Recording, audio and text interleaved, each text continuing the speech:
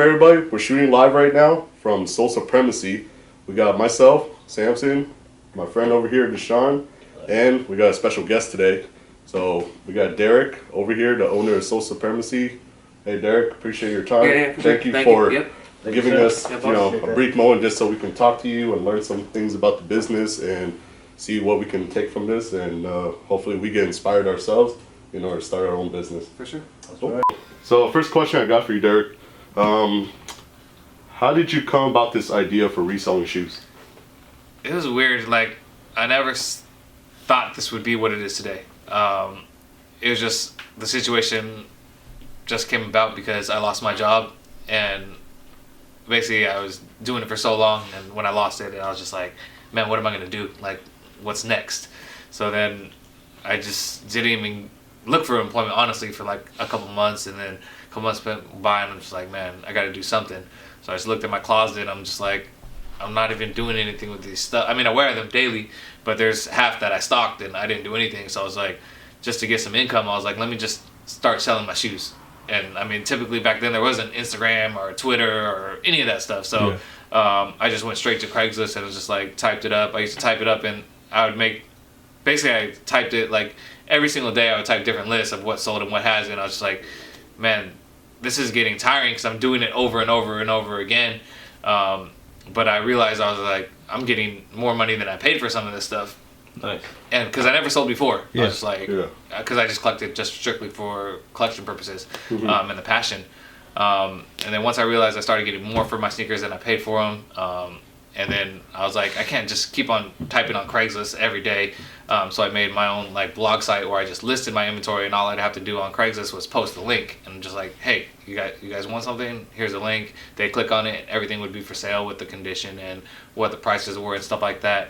And then it just snowballed and just kept going. And it's really hard to explain. It just happened organically. Now, that's awesome. Question to kind of branch off that, I guess I could say, since you said before it was a passion. Yeah. So now that's become, I don't know if this has become more of a job for you, or is it still? I mean, there's days where it feels like just a job. Right. But I mean, most of the time it feels like I'm not even working because I love the shoes. I love interaction with people. Like, I just love the chase, I guess, of like copying collections and buying them and grabbing them and stuff like that. But I mean, me personally, I don't collect anymore in terms of like stocking. If I'm not going to wear it, I won't buy it. Really? Yeah. Everything I have now, I wear. There's nothing that I just stock and be like, hope like, oh, 3 years from now, I hope it's worth this much or whatever. I'm past that phase. Like, nice. I mean, I guess it would be smart to do so once in a while, but I mean, it's just, for me, I'm all about just a quick turnaround. Correct. Yeah. Question. I guess this is a question for me. Yeah. Now, I am not necessarily in, as they call the shoe game. I've always been the type of person that, oh yeah, I want the shoe, but either, I can't afford it, whatever the case is. What would be your advice for someone who wants to get into the shoe game? Like, where would they start? I mean, you're saying like you have to be accepted. You don't, though. There you go. Like, there you go. It's not like, oh, I'm gonna be cool now because I got these or whatever. You just, my thing is, and people always ask me like, oh, what would you choose, this or this? And my answer is nothing. The choice is yours. Correct. Like, I'm not gonna influence your style or your life. I mean, I'll tell you, I like this one more, but if you like this one more, then go with what you like. Like, there's no point for you to be like, oh, I think his answer or his reasoning is better or not. It's not. It's just your own opinion. Yeah.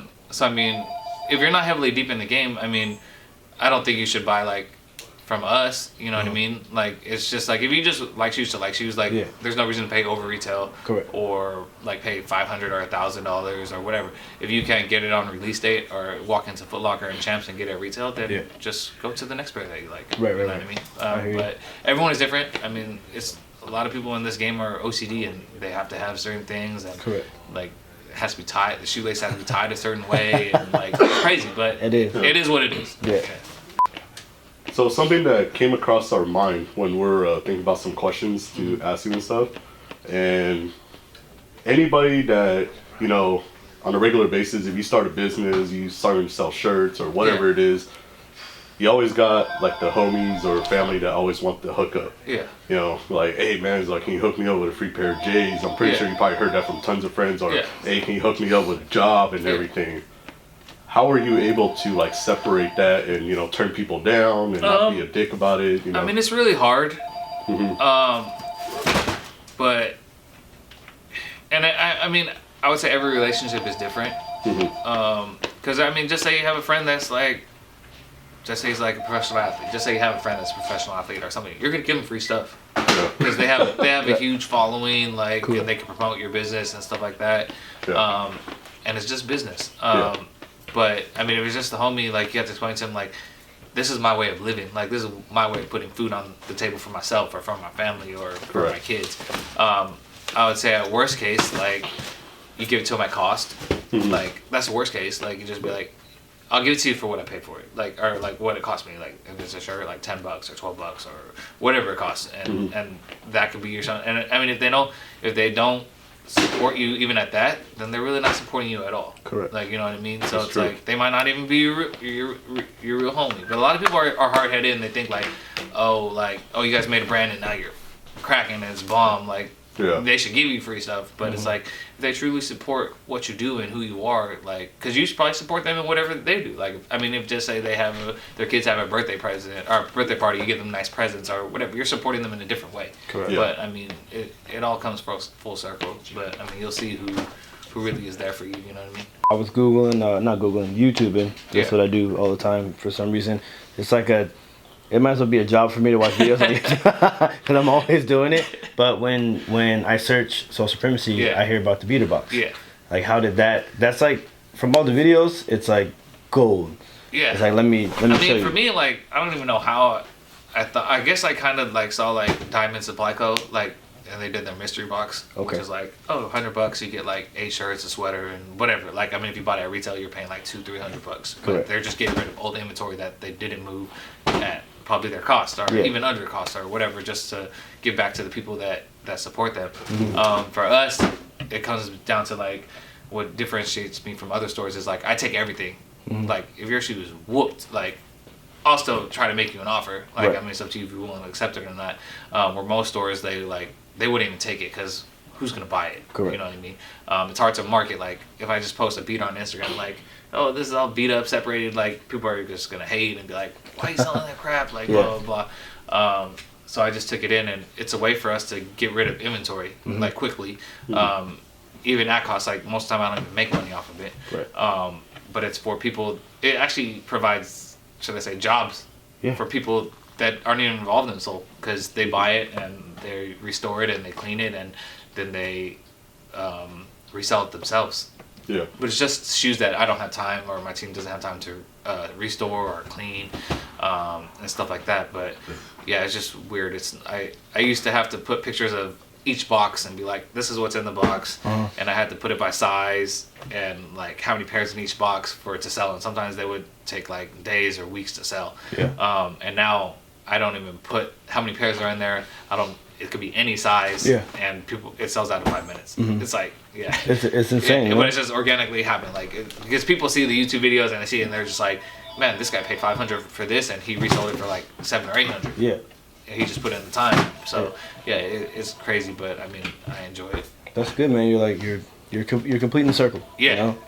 People that, and then people learn from that, like, people that want to get into like the reselling sneaker business and stuff like that. It's like, if you could resell the items that are in a beater box, because you're not picking and choosing like, oh, I'm only gonna get the hot item, or I'm only gonna get the hyped item. Like, if they could sell a beater box, then sooner or later they can open their own store potentially, because they know what it takes to do it. So that's true. So as far as collections now, most of us start off with Nike, Jordan brand, etc. What are you into now? I have like 2 or 3 Nikes maybe, and Jordans. Like, it's like so limited now. I have majority Adidas Ultra Boost now because it's just so comfortable. Like, it's like unmatched. It's like crazy. I didn't even get on, should I say, the hype train. Like, I didn't even get on it like right away. Because I wasn't like anti Adidas. I was just like, I'm cool with my Flyknits and my Roshis or whatever, just because I've transitioned to like, I just wear whatever I think is comfortable. In terms of, and it's not like what I think is in style or whatever. I also wear designer shoes now. But yeah, it's either comfort or designer, and that's it. If you can just take the torch off the Statue of Liberty and replace it with a shoe, What's that one shoe you would put up there? I don't know. I guess it would have to be a Jordan 1. Jordan 1? Yeah, it's just an iconic shoe. It's an iconic shoe. Yeah. It's the grail right there. That simplicity, like, yeah, it's just classic. It's like the platform of shoes. Not me personally. Yeah, I'm not a. I mean, it's what started it all for a lot of people. Correct. Just like Jordan wearing them and stuff like that. But I mean, it's just a classic silhouette to me. So with you selling shoes and everything, and you were making a little bit of money in order to, pay whatever bills you had to get, how were you able to, get the actual income to continue that process? I mean, for me personally, I worked at my previous job for a long time, and I mean, I didn't stack crazy money, but like I stacked up and I saved, and I used that as like my seed money to start this. But what I realized in the process of me selling my shoes that I'm getting more money, I realized like I was doing it, one, because I had nothing to do, so I was like, might as well sell my shoes and do something, be productive until I find a job. Yeah. But I realized I was getting more. Then as that process went on, I was like, there's people out there just like me that either lost their job or did something that have to pay a bill or their car payment or credit card or whatever, and they need money too. Correct. So since I have this like seed money or this side money, why don't I use that to just try to help other people get their money fast, like same day if they need it, then boom, and then I'll take their stuff and resell it and take the time to make a profit on the other end. But it's just realizing that there's people out there that were like me that at any point in given time they need money for a certain reason and they need it like that. Yeah. To kind of branch off that, since you said that it was a struggle to get started, of course. I mean, sure. Everything's a struggle, regardless. It's a struggle to learn how to use a bathroom. But in a nutshell, what are some of the biggest sacrifices you had to make to keep the company going? I mean, it's just if you're willing to put in the time. Yeah. I mean, you could have like, I mean, when I started, it was like 25 or 26 or something like that. I don't remember the exact age I was. Now you're 27. Yeah. Okay. Like 19. But, yeah, it's just putting in the time, because I mean, there's times out there where it's like your friends. I mean, when you're that age, like they're out clubbing, partying, like doing whatever, and they be like, "Yo, what you want to do?" I'm like, "No, I'm grinding. I'm good. Like I can party. I'll take that one or twice a month to go out and chill or whatever. But on a daily basis, I have to be productive. Correct. And if I'm not productive, then something's wrong." Yeah. I know, like putting in the time and effort, that's always the biggest key point. But obviously, running a business, there's gonna be like some learning experiences that everybody goes through. I mean, off the top of your head, what are like your top 5 like learning experiences for starting your own business, and how were you able to overcome them? I mean, I don't know if there's 5 or whatever. A lot of it is getting the right paperwork in order, because I mean, there's certain things you have to do to protect yourself and stuff like that. But I think, like, me, because I started it myself, like, I did it by myself for basically 2 years. It was almost easier, because the only person I managed was myself. Like, I was only in control of myself, where I don't have to worry about other people or anything like that. But I think the hardest when it comes to, like, when you're at full fruition is managing the people and just what's going on a daily basis, knowing how to reach your customers. But it all comes with just having the time and putting the time and the effort in. I mean, because everyone has different hurdles. It might be like money, and I run my shop way differently than other people. Like typically, like shops when they open up, they're typically like consignment, which means like you leave your shoes here and I don't give you a dime until it actually sells. So their overhead isn't that much. But for me, like I went the route where, hey, people need money right now. Like I'm gonna invest my money and hopefully I can make enough back, like quick enough to get it back to buy more, and so on and so on. So it really just depends on what your own principles are and how you want to go about running your business. But I mean, there's things that can be avoided easily, but it's just also, I don't want to say you want to go through those trials and tribulations, but you should and you have to. Yeah, because you learn from them and you grow from them. A little bit back to like your own personal philosophy on business and everything. So I mean, I follow you on Instagram. I see what you guys do, and me coming from my own like job and stuff, we're always talking about caring for and cultivating our own people. Yeah. And I see that a lot too. Just from my own learning experience from what my job training. And I mean, what are some great points that you can throw out there to help maintain, you know, happy employees and, you know, keeping your business going and all that stuff? I mean, for me, it's based on my own experience. Like, I'm a past job, like, I was the best. I'm not trying to be cocky, but it was a fact. Yeah. There you go. And like, there was no, I mean, I guess you could say there was a little bit of special treatment. Like, I got to make my own hours and stuff like that, and come in whenever I want and stuff like that. But at the end of the day, there was like no monetary compensation. I mean, of course, we were like commission based, so like I made my money, but there was no bonuses.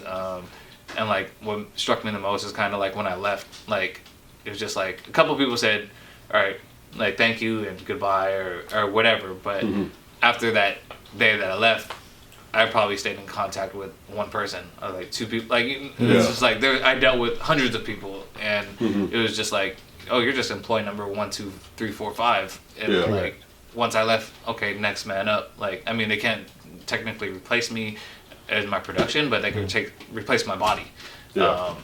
And it was just like, I don't want to say it was awakening, but it's just like, I don't want to do that again. Like, just slave hard. And even though I got paid well, like, still, I don't want to slave hard and not be appreciated. Correct. So like, and I mean, a lot of my guys, like, some of them I didn't grow up with, but most of them I did grow up with. So I mean, they're family to begin with, pretty much. So it's like, I always want to take care of them, make sure that they're good. I mean, they struggled with us. Like, I mean, what, 8 years? Like, we're 8 years deep. Okay. So like, people that just follow us now be like, oh, Soul's killing. Like, I want to be Soul. Like, blah blah blah blah. But it's like, they weren't there for the whole 8-year like grind and struggle. Like, so like, I mean, if you were with us in the very beginning, like, I by myself, like, there's times where I didn't buy shoes because like I didn't recoup the money yet, so I have to turn down collections. Like, no, I can't buy it right now because I got to make this. Let me sell like 30, 40 pairs, and then I'll come back and I'll buy it or whatever. And I mean, that's a situation where I don't want to be in because they're coming to me because they need money and they want things. And when I decline them, it's like I'm disappointing them. So I actually don't want to disappoint people. And I mean, that's one of my goals, to get to the point where it's like I never have to turn down anything. As long as people are realistic about the price they want, of course. But yeah, I just have to take care of them, appreciate them, and show how much their hard work means to me and means to the company. Nice. Definitely. So family's big in your case. I mean, it's not even like, I mean, there's people that they started off as customers and now they work for me. Nice. And I didn't know them a day before I started this. But it's just like I've grown in my relationships with them. I trust them, and just want to show them that they're appreciated. On that note, do you plan to expand, meaning open other stores? Or I mean, do you want it's always in the back of my mind, like, oh, let's grow bigger, Right. But at the same time, it's like the trust that goes into running the show or the shop is just like, it's so hard to find good people. Correct. I think I seen a tweet of yours about that one time. And it's just like I mean, I told them before, like, I mean, if I wanted to be just like greedy and whatever, I mean, I could be here more hours and I could hire like teenagers or young kids that just love shoes but like want to work for minimum wage. But I can't leave my shop and take a vacation or go home early to view my, because I don't trust that they're gonna run the shop the correct way, or that I'll just say money's gonna go missing or shoes are gonna go missing. Like, I'd rather pay my guys 4 times as much, 5 times as much, because I trust them, and it's worth the peace of mind to just have that. Appreciate your time. I know you're a very busy guy. It's all good. Hopefully we'll talk to you soon, and probably be back here soon to buy some more shoes. All right, cool, brother.